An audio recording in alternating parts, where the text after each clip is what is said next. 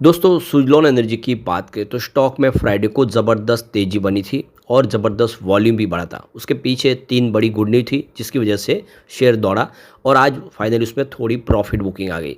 लेकिन इसके बीच में बहुत अच्छी गुड न्यूज़ निकल के आ रही है।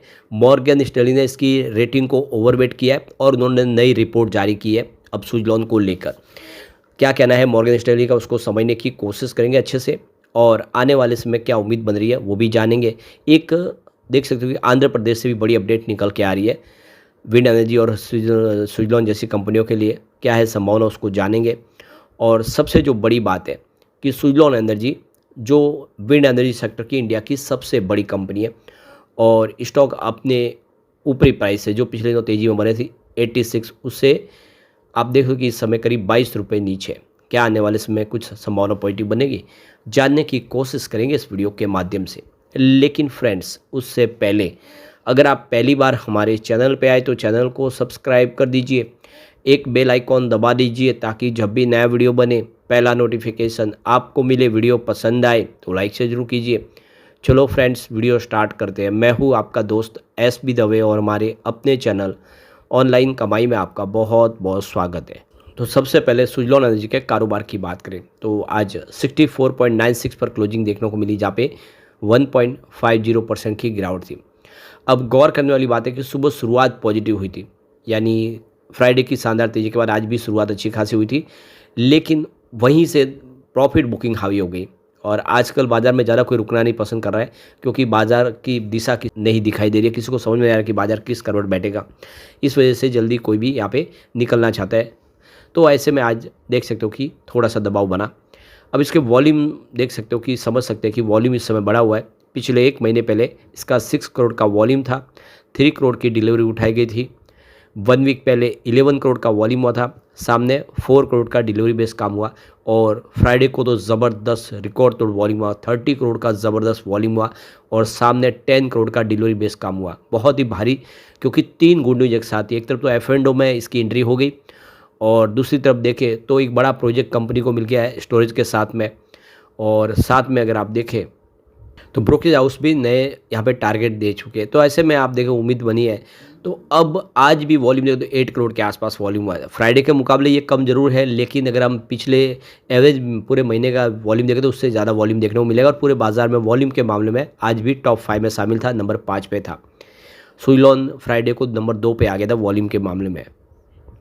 तो ये देख सकते हो कि विंड टरबाइन में डोमेस्टिक कंटेंट बढ़ाने को लेकर सरकार के हालिया फैसले का डोमेस्टिक OEMs यानी ओरिजिनल इक्विपमेंट मैन्युफैक्चरर को बड़ा लाभ मिलेगा। ये बिल्कुल सामने क्लियर है, क्योंकि सरकार अब सिर्फ इंडिया में बने हुए जो ओरिजिनल इक्विपमेंट है उन्हीं को मान्यता देगी और सुज़लॉन एनर्जी इसका डायरेक्ट लाभार्थी इस समय है, क्योंकि Suzlon energy make in India के तहत सारे इक्विपमेंट बनाती है और सरकार की ये नई जो पॉलिसी है इसको मैंडेटरी कर दिया गया है, तो इसका फ़ायदा देखेगा।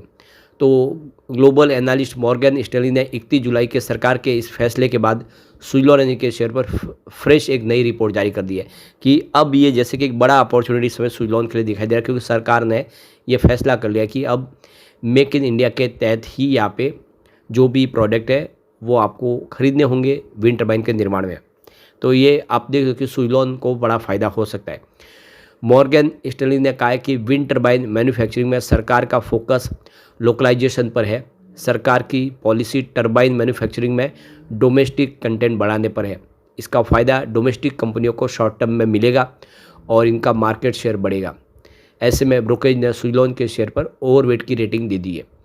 तो देख सकते हो कि यहाँ पे सबसे बड़ा जो लाभार्थी सुज़लॉन ही है। सुज़लॉन लगभग सारे प्रोडक्ट इंडिया के अंदर ही मैन्युफैक्चरिंग करते हैं, जितने भी उसके, चाहे वो ब्लेड्स हो, राउटर्स हो और उसकी मोटर हो, तो सीधा फ़ायदा होने वाला है। 31 जुलाई को सरकार ने विंड टरबाइन को लेकर RLMM यानी revise list of model and manufacturing of wind turbine procedure में बदलाव किया। RLMM का नाम बदल के इसे ALMM यानी approve list of model and manufacturing कर दिया है। इसका मकसद है डोमेस्टिक कंटेंट बढ़ाने पर है।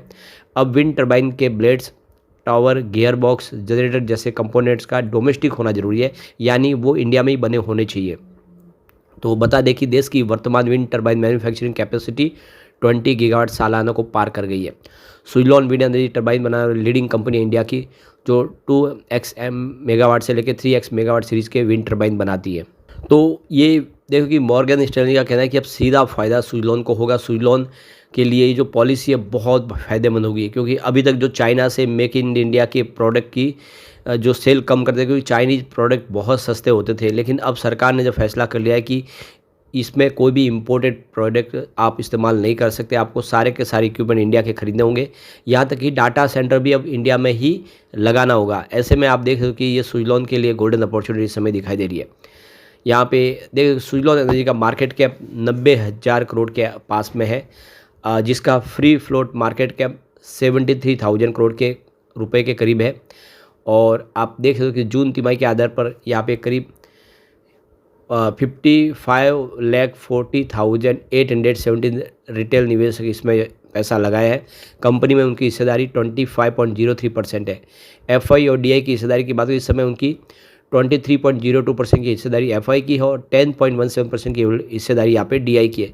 जो मार्च के आधार पर देखें तो पहले 23.04% थी, उसमें हल्की सी कमी आई है। और यहाँ पे अगर बात करें डीआई की, तो उनकी होल्डिंग बढ़ी है, 8.73% की होल्डिंग थी पहले। दिसंबर 2024 के आधार पर इनकी हिस्सेदारी आप देख सकते हो कि 22.87% और 9.31% के आसपास थी। तो इंस्टीट्यूशनल इन्वेस्टर का जो भरोसा है वो बना हुआ है। वर्तमान में डीआई कैटेगरी में 30 म्यूचुअल फंड इस स्कीम में पैसा लगा रहे, काफ़ी बड़ा निवेश है और उनके पास करीब 5.24% की हिस्सेदारी है। इसमें बड़ा निवेश अगर आप देखेंगे तो मोतीलाल ओसवाल का भी है, और उन्होंने जब प्रमोटर ने हिस्सेदारी अपनी बेची थी पैसे के लिए, क्योंकि उनको फंड रेज करना था, उस समय भी यहाँ पे बड़ा निवेश करके इन्होंने कंपनी में अपनी हिस्सेदारी को बढ़ा दी है। और आप देख ही सकते हो कि इस समय सुज़लॉन एनर्जी में मोतीलाल ओसवाल की हिस्सेदारी 1% से काफ़ी ऊपर है।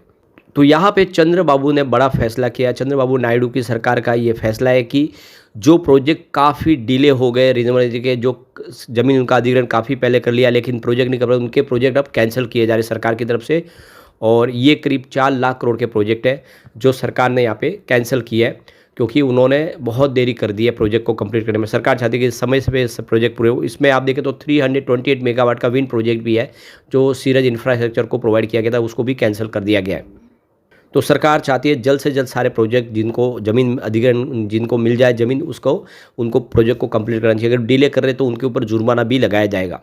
तो एक बड़ा फैसला किया गया है। एक और जो बड़ी अपडेट निकल के आ रही है, चंद्रबाबू नायडू और उनके जो मिनिस्टर है नारा लोकेश, वो सिंगापुर गए थे और वहाँ से उन्होंने 9.34 लाख करोड़ के इन्वेस्टमेंट को लाए। और ये इन्वेस्टमेंट आप देखो कि आने वाले समय में बहुत सारे अलग अलग प्रोजेक्ट के लिए होगा। तो आंध्र प्रदेश सरकार ने करीब 340 MOU अलग अलग साइन किए, जिसमें आप देखें तो करीब 25 लाख जॉब क्रिएट हो सकते हैं। ये जो सारे प्रोजेक्ट होंगे electronics, renewable energies, semiconductor, cloud infrastructure और AI बेस होंगे। तो बिल्कुल इस समय इन सब फोकस करी सरकार इन सारे क्षेत्रों में, और रिन्यूएबल एनर्जी में स्पेशली सरकार बहुत सारा निवेश करी है। तो ऐसे में आने वाले समय आप देख सकते हो कि रिन्यूएबल सेक्टर के लिए बहुत सारी अपॉर्चुनिटी समय आंध्र प्रदेश में, और इसका फ़ायदा सुज़लॉन उठा सकता है। लेकिन फ्रेंड्स, कोई भी इन्वेस्टमेंट करने से पहले अपने फाइनेंशियल एडवाइजर से एडवाइस ले ले या अपना खुद का रिसर्च करें, क्योंकि मैंने वीडियो आपके एजुकेशनल पर्पज़ के लिए ही बनाया। वीडियो पसंद आए तो लाइक से जरूर कीजिए और चैनल को सब्सक्राइब कर दीजिए। Thank you friends.